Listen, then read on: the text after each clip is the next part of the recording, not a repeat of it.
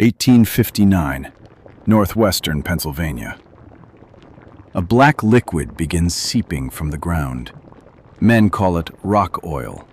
Most call it a nuisance, something that ruins farmland. One man sees something else. He sees light in every American home. He sees an empire buried under the dirt. And he decides he will own every drop of it. His name is John Davison Rockefeller. By the time he is finished, he will control 90% of the oil refined in the United States. He will become the richest man who has ever lived. Richer, relative to the size of the American economy, than any person in history. He will build a company so powerful that the United States government will have to destroy it with its own hands. They will call him a visionary, a monster, a saint, a thief. He will be all of them. This is the story of the man who understood a simple truth. In America, the man who controls the pipes, the rails, and the refineries doesn't need to drill a single well. He just needs to own everything the oil touches on its way to your lamp. This is the story of John D. Rockefeller. This is the story of Standard Oil. This is the birth of the American monopoly.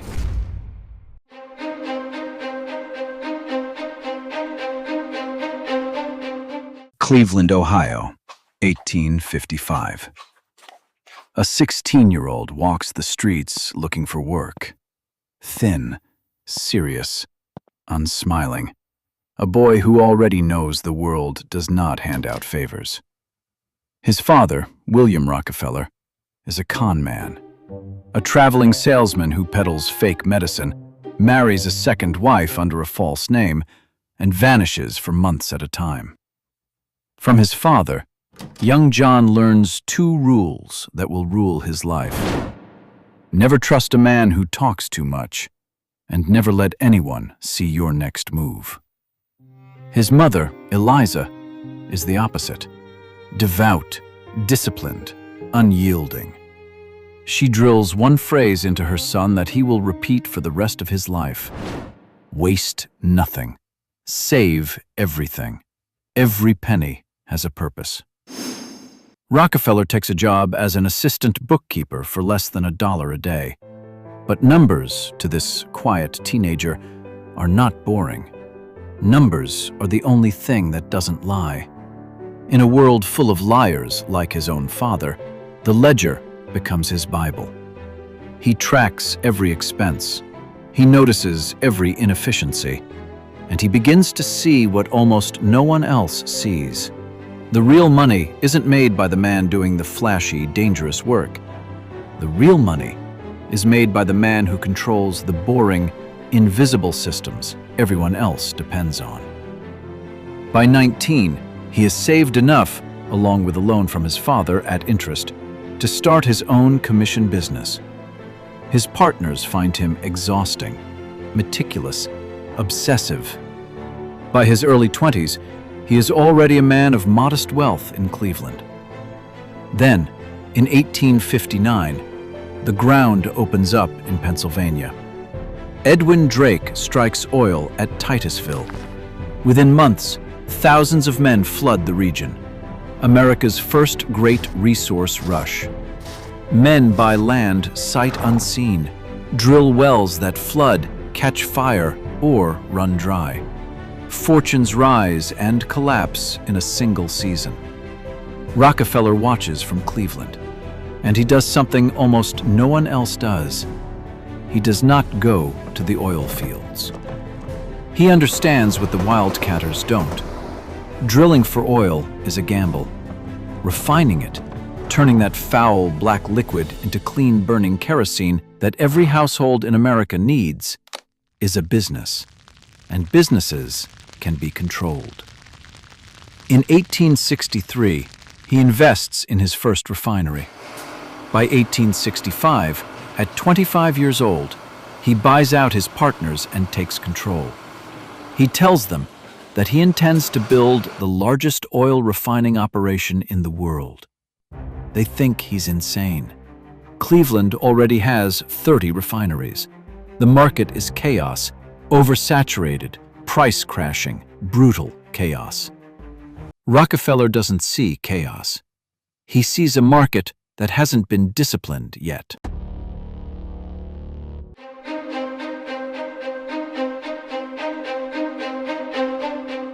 By 1870, Rockefeller has formed the Standard Oil Company.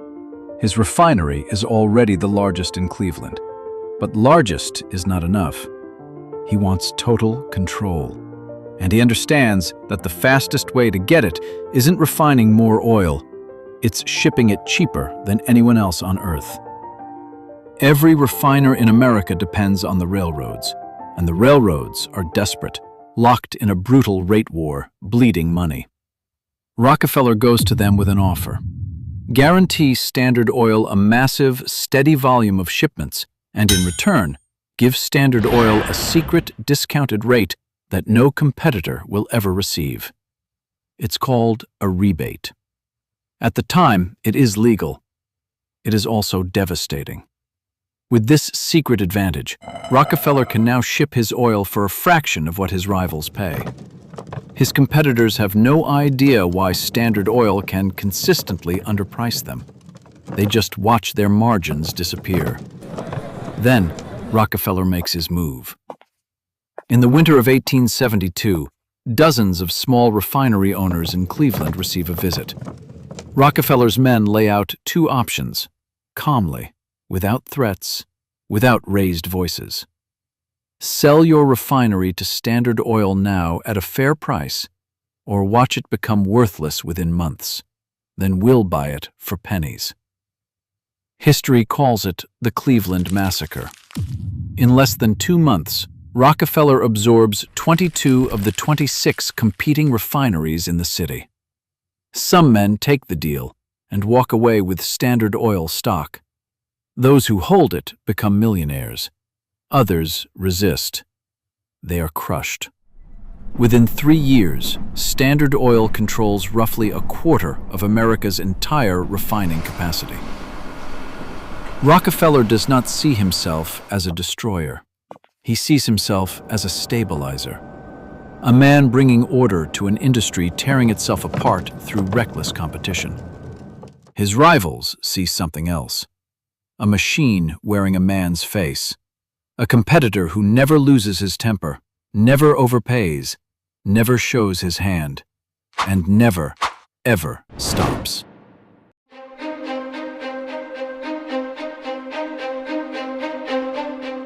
Through the 1870s and into the 1880s, Rockefeller's ambition expands beyond refining. He doesn't just want to process the most oil. He wants to control every single stage of the industry. The pipelines that move it, the barrel makers who package it, the warehouses that store it, even the railroad tank cars that transport it. This is vertical integration on a scale America has never seen. To manage a business this vast, spread across dozens of states with contradictory corporate laws, Rockefeller's lawyers invent something new. In 1882, they create the Standard Oil Trust. Dozens of separate companies placed under the control of a single board of trustees. A legal innovation that lets Rockefeller centralize total power while technically obeying laws that were never designed to stop something like this. The public begins calling it the octopus, a creature with tentacles in every state, every industry, every layer of the economy tied to oil. Political cartoons show Standard Oil wrapped around the Capitol, around state legislatures, around the White House itself. The cartoons aren't far from the truth. Standard Oil employs its own lobbyists, funds friendly politicians. By some estimates, at the height of its power, it exerts more influence over certain state governments than the elected officials do. One senator jokes that Standard Oil does everything to the Pennsylvania legislature except refine it. By 1890, Standard Oil controls 90% of the refined oil market in the United States. Rockefeller is the richest man in the country and one of the most hated. Because behind the boardroom brilliance is a business built on ruthless tactics. Predatory pricing, slashing prices below cost until a local competitor goes bankrupt, then raising them again once the competition is gone. Industrial espionage, threats delivered through intermediaries, even the reported destruction of records to keep regulators in the dark. Rockefeller almost never appears in public to defend any of it. He lets his company speak through its balance sheet and lets his enemies rage in the newspapers. He rarely raises his voice, rarely loses his composure, and tells his own family that a man's character is best judged not by what he says, but by what he does when no one is watching. What people are watching by the 1890s is the most powerful and most feared corporation in the history of the United States.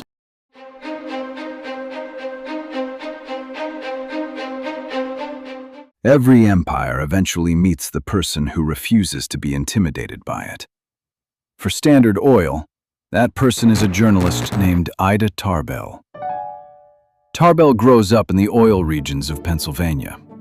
Her father is an independent oil producer, one of the small businessmen crushed by Standard Oil during the years Rockefeller was consolidating the industry. She watches her family's fortunes collapse under the weight of the company that made Rockefeller a billionaire.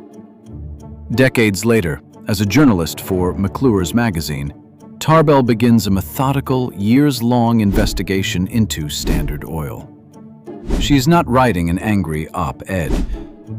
She is building a case, document by document, interview by interview, with the same obsessive precision Rockefeller once brought to his ledgers. Beginning in 1902, she publishes a 19-part series exposing the railroad rebates, the predatory pricing, the coercion of rivals, and the deliberate destruction of competition that built the empire. It is one of the first great works of investigative journalism in American history, and it turns public opinion against Rockefeller like nothing before it.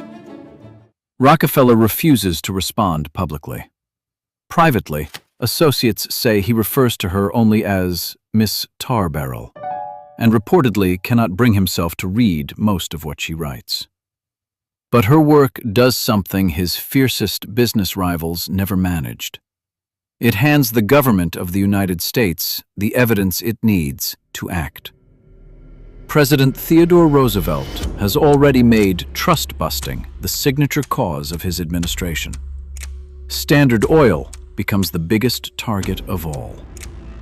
In 1906, the federal government files suit under the Sherman Antitrust Act, accusing the company of operating an illegal monopoly. The case drags on for years, dragging Rockefeller's name through headline after headline. And on May 15, 1911, the United States Supreme Court delivers its verdict. Standard Oil is an illegal monopoly, and it must be broken apart. The company Rockefeller built over 4 decades is dismantled into 34 separate companies, corporate names that will one day become Exxon, Mobil, Chevron, Amoco, and Marathon. It should have been Rockefeller's ruin. Instead, it makes him even richer.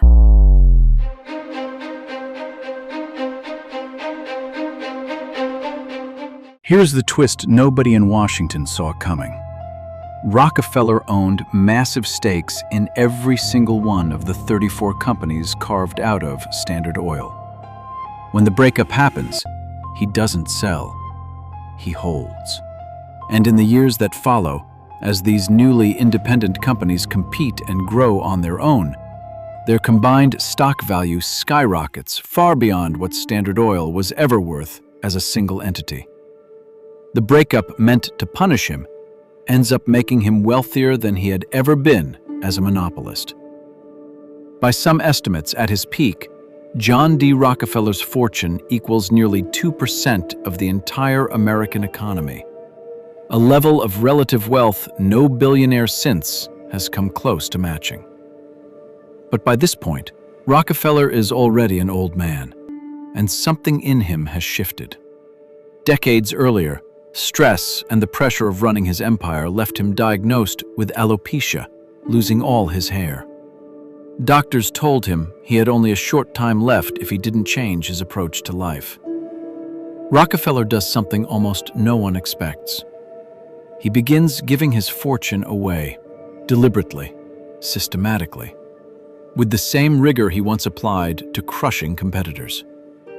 He isn't the first wealthy American to donate money, but he approaches philanthropy the way he approached oil, not through scattered charity, but through building institutions designed to solve root problems at scale.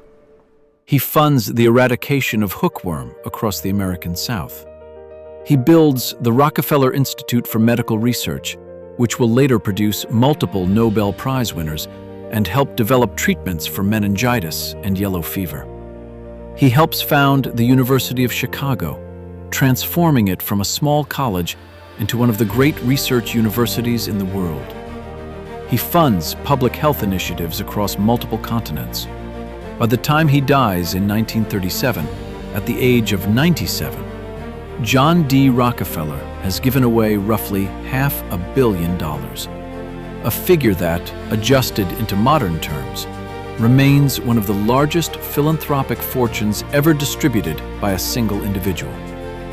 He dies peacefully in Florida, having outlived nearly all of his rivals, his critics, and even Ida Tarbell's fiercest headlines.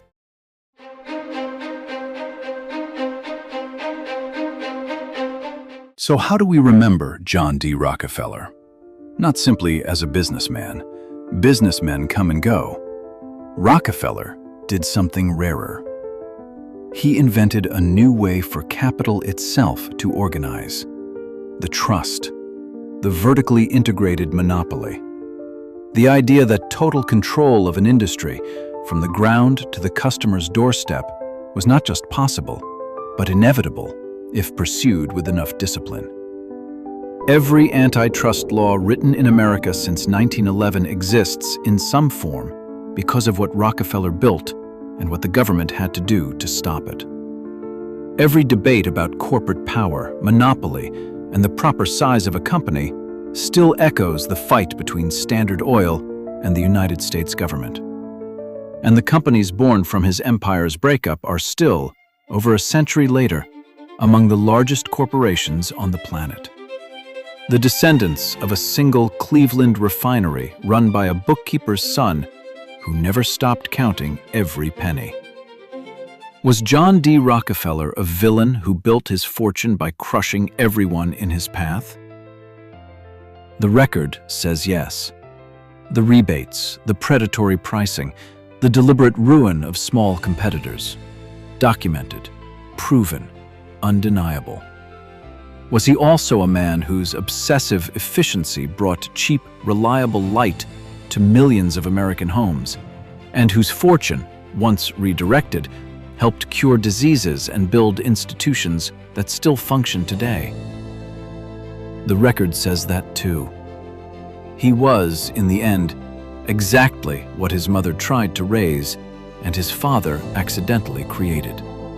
A man who trusted numbers over people, who saw waste as sin and inefficiency as an enemy to be destroyed, and who built brick by brick, rebate by rebate, refinery by refinery, the very template of the modern American corporation. The oil fields of Pennsylvania are quiet now. The wooden derricks are gone. But the machine John D. Rockefeller built out of that first black liquid seeping from the ground, the machine of scale, of consolidation, of total control, never stopped running. It just changed its name.